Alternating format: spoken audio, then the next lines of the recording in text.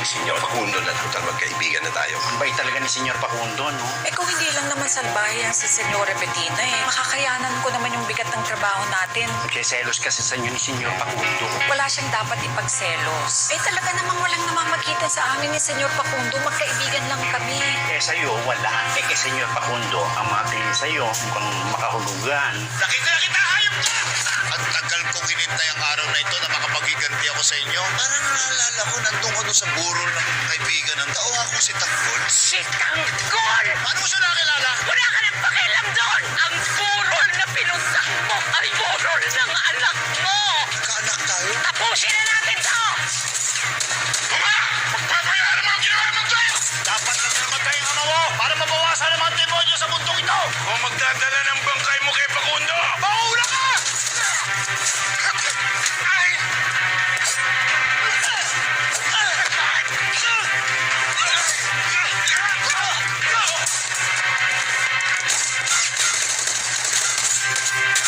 Baba! Tama na! Para naman tayo! Si Lolo! Kailangan di balikan si Lolo! Hello? Pinapatawag ka ni Senyor Facundo sa Stag Bar. Meron daw kayong kailangan pag-usapan at paghandaan. Kaya pupunta tayo bukas doon, Facundo. Gusto daw tayo makausap.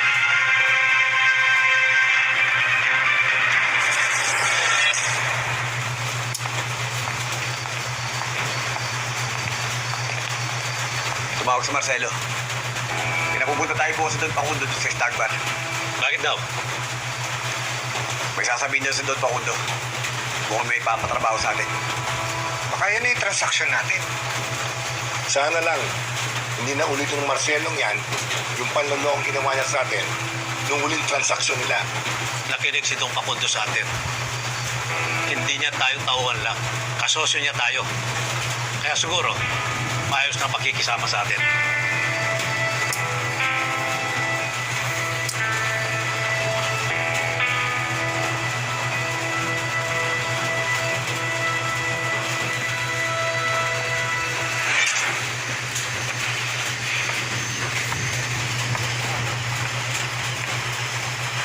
Hindi?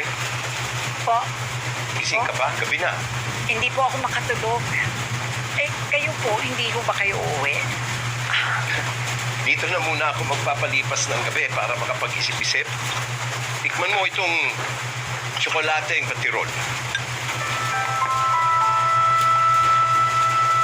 Bagay na bagay daw. Mainit na tsokolate sa malamig na gabi. Salamat.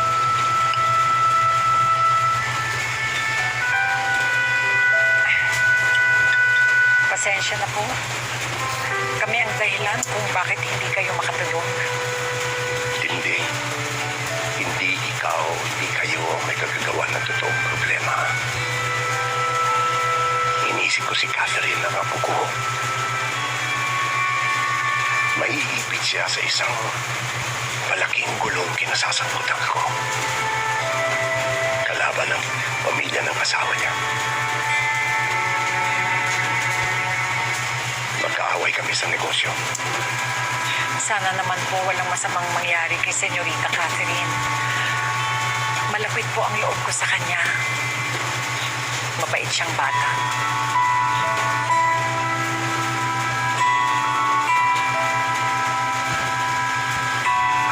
Malaking kasalanan ko nung pumayag ako ikasal siya kay Jesus. Hindi man ako tumutol. Hindi sana aabot sa ganito. Ang apo ko yata ang magbabayad ng lahat ng kasamaan na gawa ko. Wala naman pong perfectong tao. Lahat po tayo nagkakamali.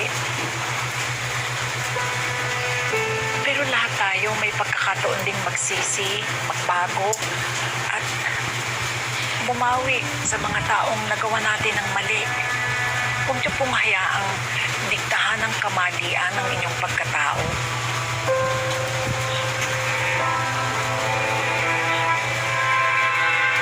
Sa naniwala po kayo o hindi,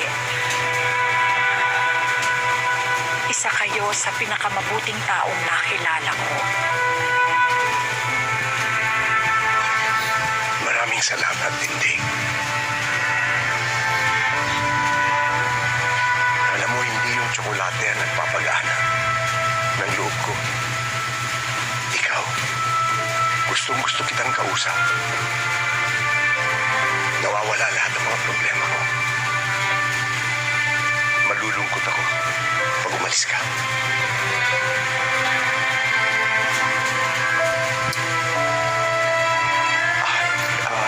Sige na.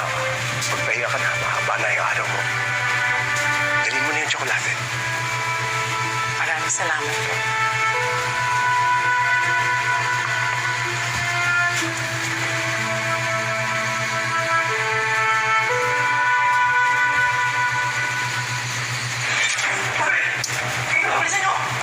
Olga, tawagan mo na ba ang doktor? Yes, Ramon, nandiyan na siya.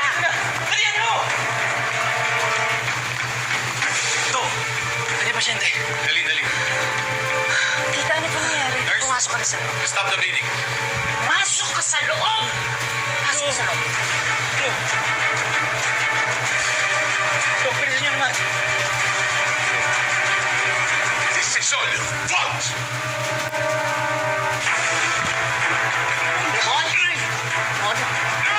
Ramon, anak mo yan. Wala akong anak. Kita ng mga kabalyero!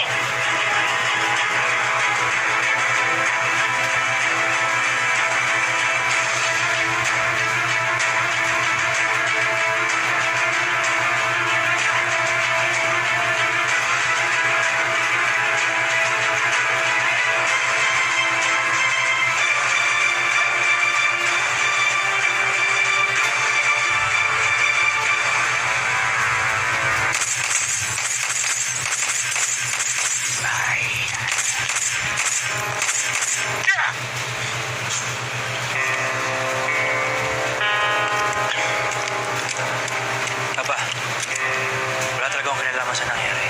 Paano nalaman ni Facundo ang bitas natin? Boss, sandali. Ha? Nagmalang, boss. Papa, hindi ko alam. Di ba niya may baril nyo? Natunugan ng asawa mong kabalyero. I told you not to trust her! Papa, hindi ko talaga alam. Hindi ko alam kung may kinalaman si Catherine. Pero sige, pupunta ako mamaya. Alamin ko. Bakit mo ba laging pinagtatanggol ang mga kabalyero? Si Facundo, yung asawa mo, you know what? You are a disgrace to this family. Papa, hindi ko pinagtatanggol si Catherine. Pero sige, wala na akong pakialam. Sige. Wala akong pakialam kung tapusin mo na siya. Nilalapat naman sa kanya yun. Ay, kabalyero siya. Pero ito, Papa, isipin niyo muna. Magagamit pa natin si Catherine laban kay Facundo. What is disappointment? Kung talagang Montenegro ang tumatalo ito sa mga ugat mo, matagal nang patay si Facundo.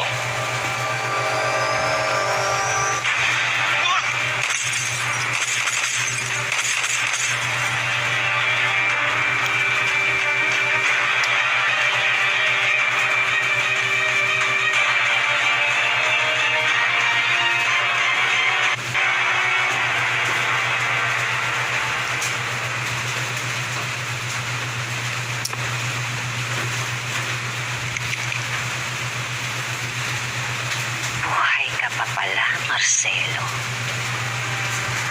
At magkasama pa talaga kayo ng hayop na tanggol na yan. Sa lahat ng taong pagkakatiwalaan mo, doon pa sa kinamumuhian ko. Sa susunod na pagsalakay ng mga Montenegro, sisiguraduhin ko na kasama ka na sa mawawala. Kayong dalawa ni Tanggol.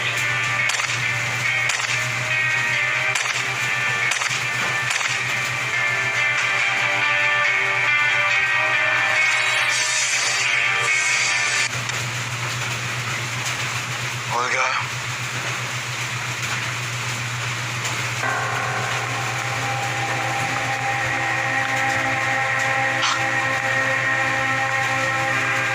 Patapos na ang operasyon ng Paparamon.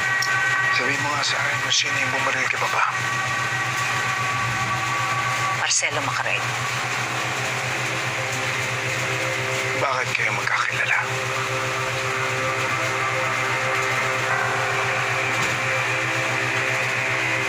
Meron kaming nakaraan. ko na siya. Hindi ko naman alam na hindi ko siya napuruhan.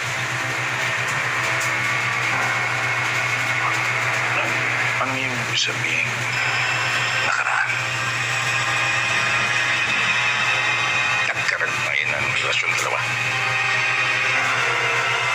Matagal na panahon na yun, Ramon. Kinamumuhian. Kinamumuhian ko na siya ngayon. Mabuti naman. Dahil Maaari bang ibalato mo na siya sa akin? Dahan-dahan ko siyang pahihirapan hanggang siya na mismo ang magmakaawang patayin ko na siya. Sa ganung paraan, maipaghiganti ko man lang si Papa. pumalpa ka ng patayin siya noon. Ayoko nang mangyari pa uli yan. Dahil ako mismo, tatagtarin ko siya ng bala. At iribigalo ko ang lasog-lasog na katawan niya. Sa'yo, Olga.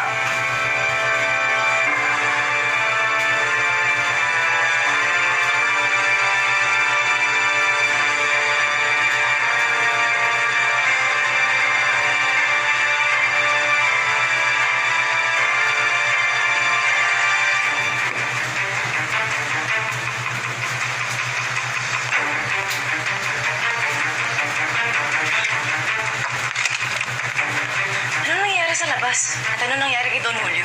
Nabarilan dahil sa lolo mo. What? Tinatrader kami ng lolo mo sa negosyo. Nung harapin namin siya, binitag niya kami. Nang dahil doon, nabarilan tauhan niya, si Lolo. No. Lolo would never do that. Talaga? Gano'ng kakilala ang lolo mo? Sige nga. Di lahat ng negosyo na pinapasok ng lolo mo malinis. Kasi di mabuting tao ang lolo mo. Nasaan ang phone mo? Baka na.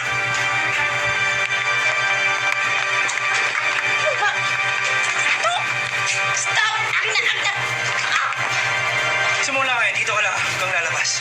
Bakit? Ano kasalanan ko? Dahil pinanganak ang kabalyero.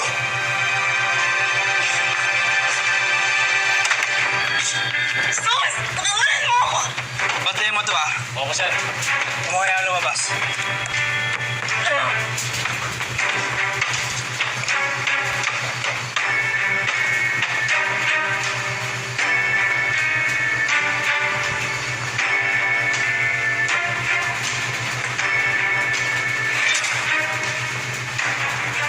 Come on, Catherine. Please answer the phone.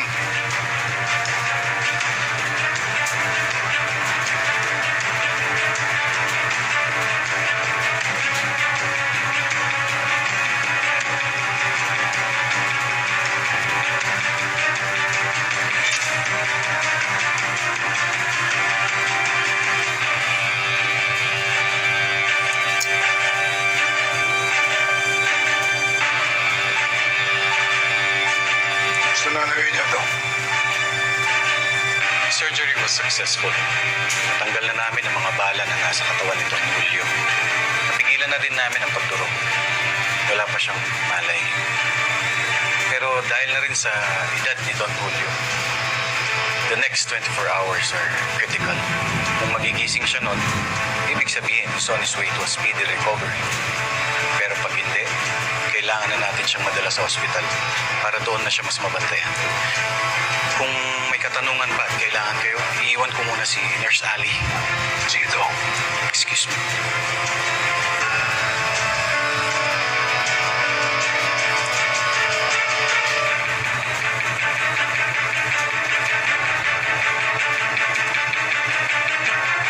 Pinapangako ko sa inyo, Papa.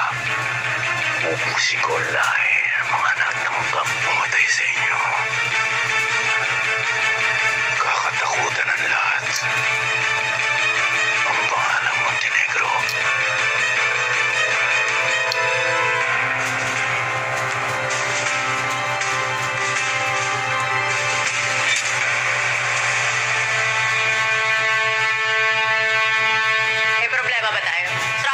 Chief Espinas.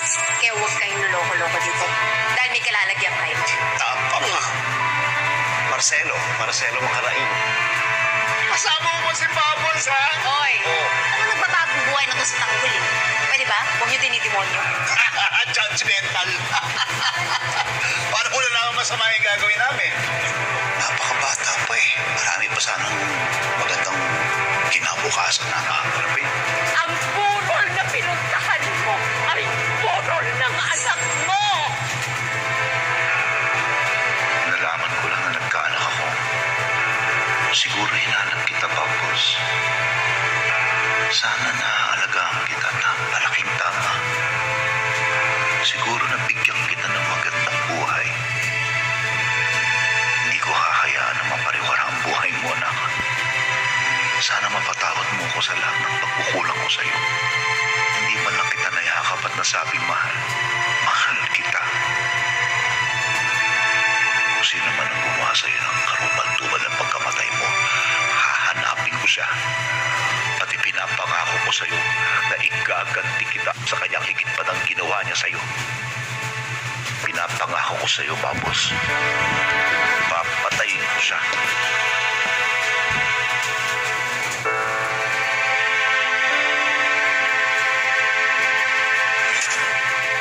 Bakit di pa natin tinuluyan yung Julio na yan? Maraming mata sa mansyon. At hindi mo kayang patayin ang isang Montenegro sa teritoryo nila. Ewan ko ba? Di pa mamatay-matay ang matanda na yan. Sana sira mo na lang ang problema natin. Problema din natin ang mga kabalyero. Lalo pat nandoon si Tanggol.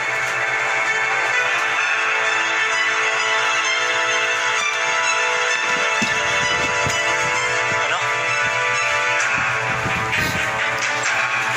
Anong sinasabi mo? Kilala ko yung nakasagupa natin, si Marcelo.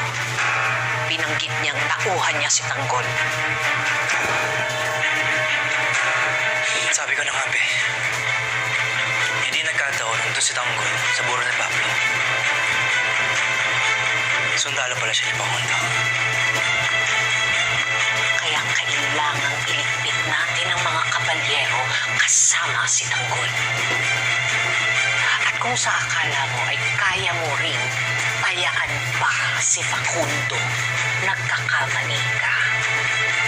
Nagliliyab ng galit ni Ramon sa mga kabalyero. At susugin niya ang lahat ng kabalyero. Bilang na ang mga araw nila.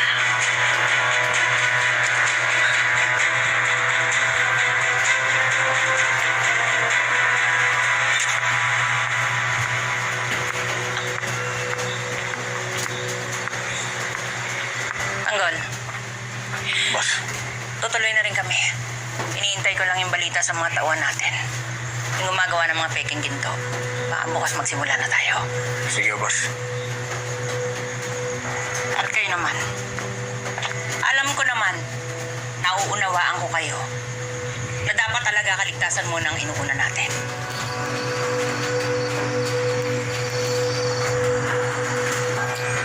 Pero huwag niyo questionin ang diskarte ko. Hindi ako ma-action nang hindi ako nag-iisip.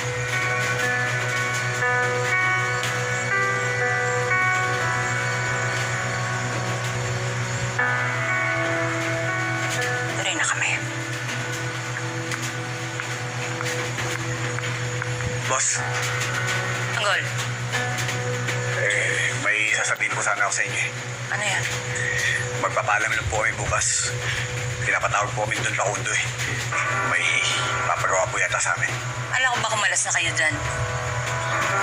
Boss, pasensya na po, hindi pa po kami nakakapagsabi sa kanya na nakakalas na kami. Sa totoo lang po, binigyan pa nga po kami ng porsyento sa bawat transaksyon na magagawa namin. Kaya baka matatagalan pa kami bago umalis sa kanya. Maganda yan, marami kang magkakakitaan. Pero paano naman ang negosyo natin? Baka maapektuhan lahat ng plano natin, Tanggol. Boss, hindi ho. Pinapangako po namin, hindi po namin papabayaan. Yun po prioridad namin. Siguraduhin mo ha. Umaasa ako sa'yo. Alam ko naman kaya mong diskartehan yan. Magpahinga ka na. Maaga pa tayo bukas. Sige po. Ingat po kayo. Tara.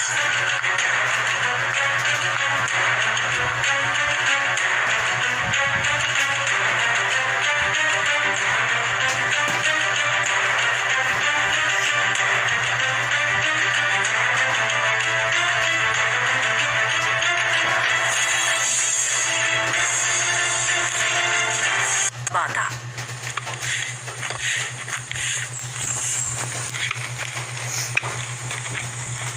Ima! Nasa si Apo Manuel?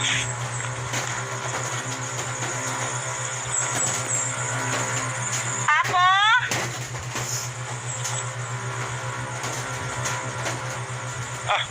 Magandang umaga po, sir. Ano ba may paglilingkod namin sa inyo?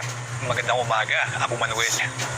Nandito ako para singilin ang utang nyo sa amin ni Papa.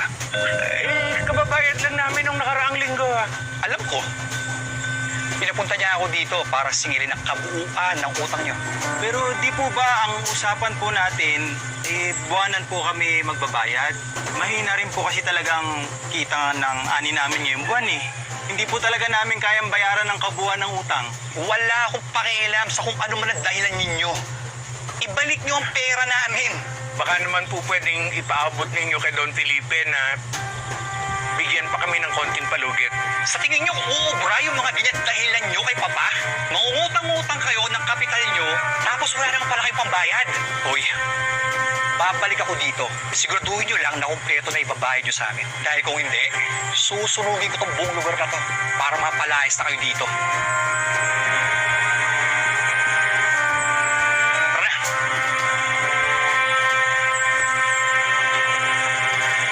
Paano na ho yun, Apo Manuel?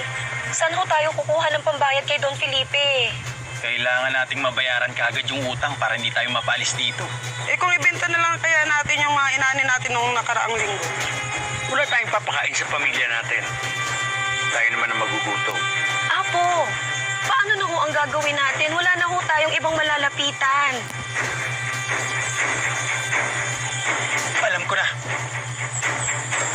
Pwede nating tanggapin yung alok ni Tanggol. Sigurado ko matutulungan tayo sa problema natin. Tama.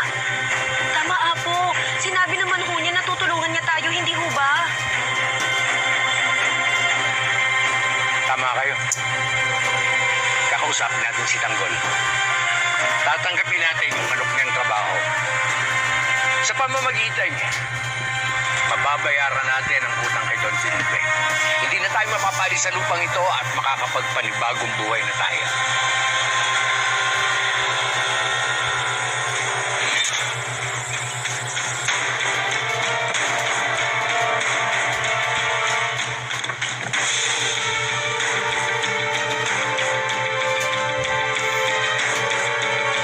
Teng, Raul, buksan niya na.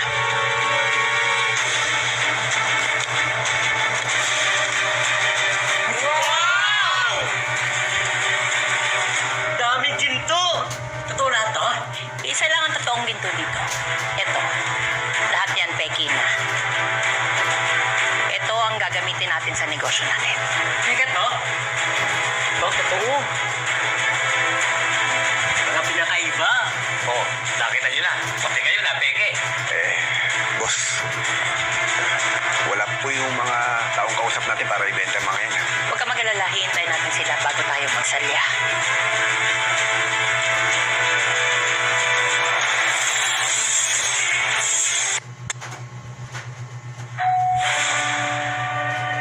Oh, sino yun?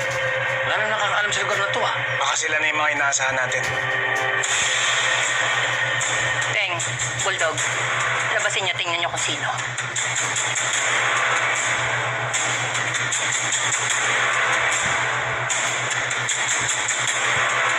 Huwag mo na masyado isipin si Santino. Ayun parati sinasabi mo, huwag mong isipin yon. Palibasa ikaw tayo wala kang isip. Roda! Ano, alis ako na hindi mo ako kinikibot? Yun ang mga kailangan para sa akin eh. Hindi ako natutuwa sa pagsagot-sagot mo na yan, ha? Kung gusto nyo, pakulong nyo ulit ako. Kriminal naman tingin mo sa akin, di ba? Tuloy kayo, Apo Manuel. Ang ibig po bang sabihin yan, tinatanggap nyo na yung inaalok namin trabaho sa inyo? Oo, Tanggol. Grabe naman ang dami ng ginto na yan. Ang isang gold bar ay nagkakahalaga ng halos